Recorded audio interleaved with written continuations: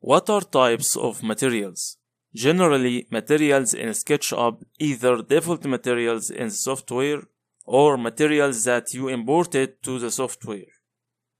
To take a look at the default materials sets, choose Tray 2 and click on this icon to pin the tray. Close these dialogs and open Materials dialog. We will find here in the Materials dialog Material Sets.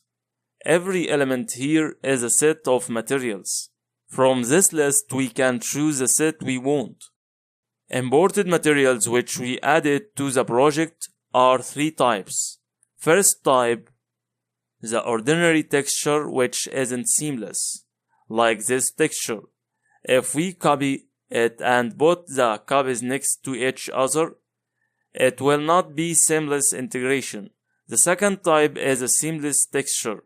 So if we put copies of this image next to each other, we will have a seamless integration without any difference on the edges and appears more realistic.